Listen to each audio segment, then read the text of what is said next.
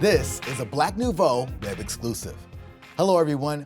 August has been an important month in America's civil rights movement, and many Milwaukeeans have been involved in that struggle. Clayborn Benson III, the founder and executive director of the Wisconsin Black Historical Society and Museum, joins us once again to talk about some of the people who need to be remembered for their contributions. Mr. Benson, thank you so much for being here once again. I'm honored. All right, well, let's talk about some of those people that were important. Of course, Father Groppe, of course, Vel Phillips, but who are some of those important figures that we may have not talked about or we may not talk about? One of the first issues that faced Milwaukee was the right to vote. The state becomes a state in 48, but in 1846, African Americans was put on in the Constitution having the right to vote. And after the election of 1846, they realized that they didn't have enough people to support African Americans having the right to vote. That was a big issue for those people, and yet there are African Americans in the state of Wisconsin in 1846, 1848, and even earlier, enough to say we want that right to vote. And there's the Dred Scott decision.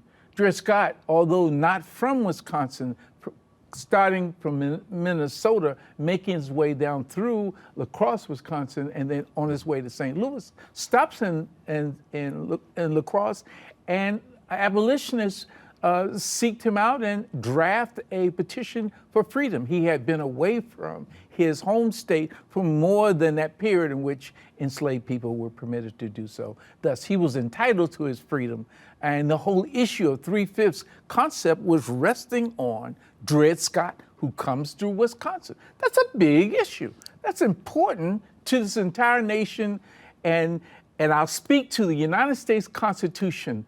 3/5 is major. Runaway slavery is major, and that's a big issue as well. In the case of Joshua Glover, who comes to Wisconsin, who is broken out of jail, eventually goes to Canada, but 4 years earlier, the great compromise of 1850 was settled, and Wisconsin's the only, well, not the only state, Wisconsin's the only state to break the compromise of 1850 out in the open, wide open. Other states did it in secrecy at nighttime when the soldiers left. Wisconsin says, we're going to violate this national law that was compromised between the North and the South. Wisconsin does it. A boldness on their part. It's crazy, but they do it in Wisconsin. Now, we all have heard of Val Phillips. So why is Val Phillips revered and loved so? It's because in the 1940s and 30s, white politicians wanted to dominate the election booths and their office. They wanted to protect them. And so that they did little kinds of things like hire a couple of teachers saying that if we hire this person, we expect you to vote for them. And black people did vote for them. And the newspapers supported them. Throughout the 1940s, throughout the early 1950s, all kinds of strategies were to prevent African Americans from having good turnout at the ballot box until Val comes along. And Val's able to win in the election in 1957, and thus becomes a darling of the Democratic system, travels all over the world representing the Democratic Party and talking about human rights and all sorts of things, and she becomes very significant and important. William Kelly, Sarah Green, the first African-American teacher that teaches in Milwaukee, comes from the western part of the state. Teju Liboma, you know Teju. Mm-hmm. We call him Mr. Black. Everything related to African-American in an Afrocentric point of view, the early 1960s on Teju's teaching in the university, raising hell. Has the first black TV program in Milwaukee, is talking black history and storytelling all over this nation. He is quiet and very unique, but he is truly powerful, African-centered thinking person, and travels to Africa, speaks African language, talks in drums. He is super and want a person to be recognized. who is Mr. Kelly, William Kelly? Mr. Kelly heads up the Urban League, runs it for 30 years.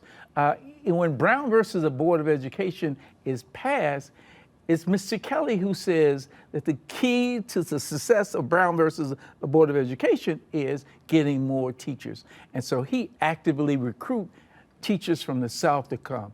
No, I wanted to, allude to some of the things you talked about, because you talked about some of the issues that happened in Milwaukee, but also Chicago and Indianapolis. How does the issues in Milwaukee compare to what was happening around the country? Well, Milwaukee is groundbreaking. Milwaukee is, there's this there's this struggle for change, and the people in Milwaukee don't stand for being stepped on. They fight back, and they have fought back many ways. And I've tried to share some of those groundbreaking kinds of things that have occurred in Milwaukee, but it's not just in the civil rights and marching in the streets. There are economic changes and revolutionary moves that take place in Milwaukee. So yes, we fit in that national picture, but African Americans in Wisconsin, specifically in Milwaukee, are bold and Afrocentric in their thinking,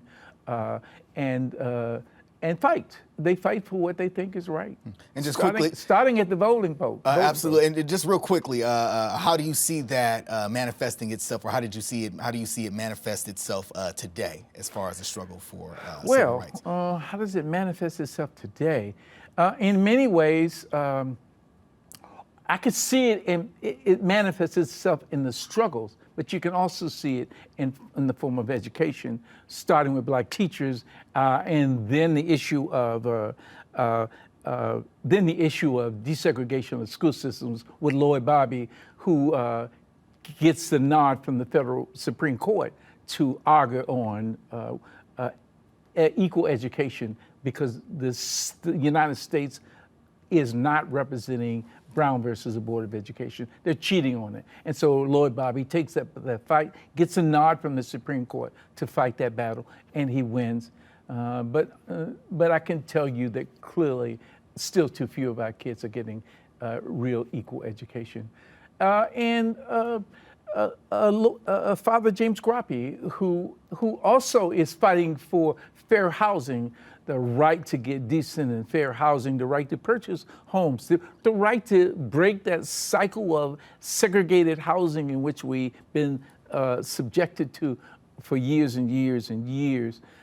He wins at the state legislature. He wins in Washington, D.C. They passed the law saying that to end segregated housing, but we still live in a just expanded segregated situation today. And that's unfortunate, but certainly something that we can all ponder on. I always appreciate your knowledge and you coming through to talk to us. Anything else you want to share about? I want to say that not only have the struggle been about segregation and physical kinds of things like education, but there's an economic struggle too, a struggle to get businesses of all sorts to put your fingerprints. Just the creation of Juneteenth Day is the Martin Luther King Center, the North Division High School, all of these little kinds of things, and the creation of ma and pa grocery stores, businesses, taverns and nightclubs, funeral homes, all of that out of the 1970s, right after the riot. There's a revolutionary change in wanting to make things different in the pocket economically. Clayborn Benson III, thank you so much and appreciate you coming by. Always a pleasure. My pleasure. Thank you. Thank you.